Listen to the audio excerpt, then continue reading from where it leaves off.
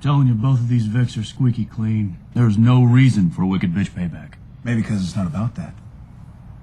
Wow, insightful. Maybe this witch isn't working a grudge. Maybe they're working a spell. Check this out. 3 blood sacrifices over 3 days. The last before midnight on the final day of the final harvest. Celtic calendar, the final day of the final harvest is October 31st. Halloween. Exactly. What exactly are the blood sacrifices for? If I'm right, this witch is summoning a demon. And not just any demon. Samhain. Am I supposed to be impressed? Dean, Samhain is the damn origin of Halloween. The Celts believed that October 31st was the one night of the year when the veil was thinnest between the living and the dead. And it was Samhain's night. I mean, masks were put on to hide from him, sweets left on doorsteps to appease him, faces carved into pumpkins to worship him.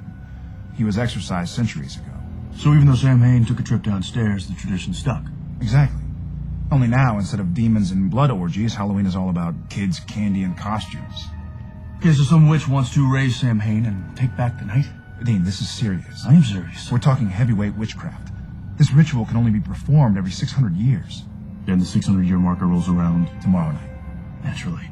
Well, sure is a lot of death and destruction for one demon. That's because he likes company. Once he's raised, Samhain can do some raising of his own. Raising what exactly? Dark, evil crap, and lots of it. I mean, they follow him around like the friggin' Pied Piper.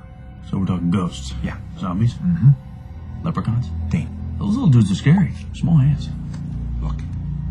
It just starts with ghosts and ghouls. This sucker keeps on going. By night's end, we are talking every awful thing we've ever seen.